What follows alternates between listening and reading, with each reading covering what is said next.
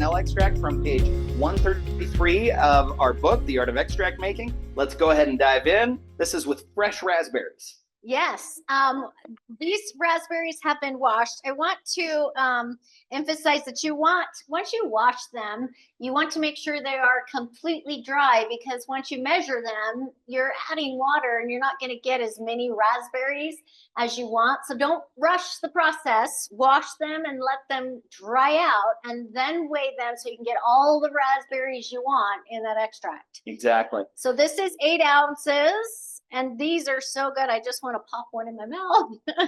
I cannot get raspberries to grow at my house. I have a bajillion blackberries, but my raspberries don't ever seem to produce very much. We have a raspberry bush right next to our blackberry bush, and the blackberry one just wins. It's a bully. Maybe that's the problem. He's just taking everything out of the soil because it just grows like mad. But the raspberry one, we have the hardest time getting anything out of it. So not like we've spent hours and hours, gardening out there doing that. Most of our time is spent in the kitchen making extracts.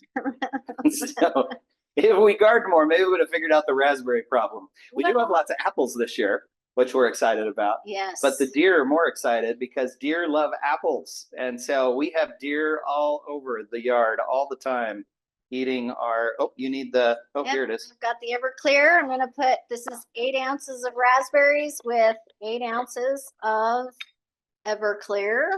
So we're pouring in the 8 ounces of Everclear with 8 ounces of fresh fruit. So this is 195 proof Everclear. So almost 100% alcohol. Fresh fruit, if you Google the moisture content of raspberries, you'll find that it's, right around 90%. So it's almost very high water. So the fresh fruit or the water inside the raspberries, when it's released into the alcohol, dilutes the Everclear. We're going to get our alcohol content below 50%. And that's the reason when we throw the vanilla beans in, that they don't get ruined, right? They don't burn. Okay, we're going to, I didn't add the vanilla. I better do that. Let's do that. I forgot to do that. I was so worried about the camera. These are Tongan vanilla beans, and they have a fun little sweet, kind of like a cherry licorice aspect to them, kind of that star anise flavor. Tongan's one of our favorite vanilla beans to use with fresh fruit. Unique. Yeah, and especially with the fruit, it just adds kind of that fruitiness. Tongan was maybe like the 5th or 6th vanilla bean that I think we ever launched, and it has been a favorite since the very beginning. They're very rare. They're hard to get. There's just a couple of small farms that produce them, and so you can't get them in very big quantity, and just a few people have them to be able to offer them. But they're a tricky bean to find and source and get a hold of because they just don't produce the quantity. And then many of you will recall there was a huge volcano that went off that caused a tsunami that wiped out a lot of the farmland of Tonga. The farmers that we work with specifically were fortunate that they weren't affected by it, but it certainly made it even harder to get anything in and out of Tonga for some period of time. But knock on wood, everyone is doing well now. The harvests are good. We've got the vanilla beans, and the farmers appreciate it whenever we order their products because that's their livelihood.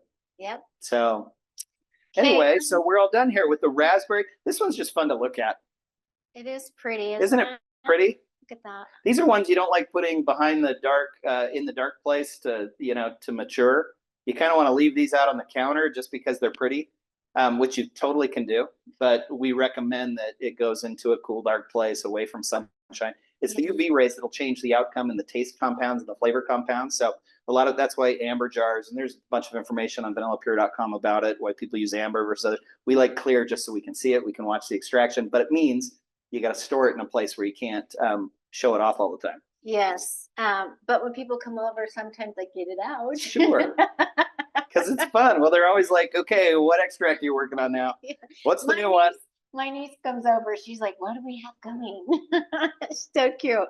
I do want to say, I normally put the vanilla beans in the bottom, but I got a little distracted there with the camera.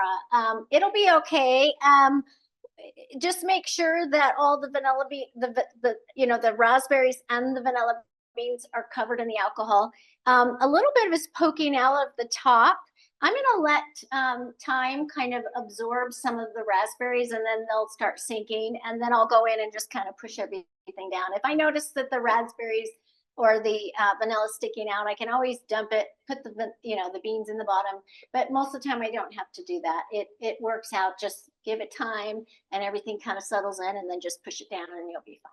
Yeah, a lot of people will comment that if the beans are sticking out, they'll mold. We've never, ever, and correct me if I'm wrong, because I never say never or ever, but I can't think of a single instance where a vanilla bean sticking out of the fluid has molded on us.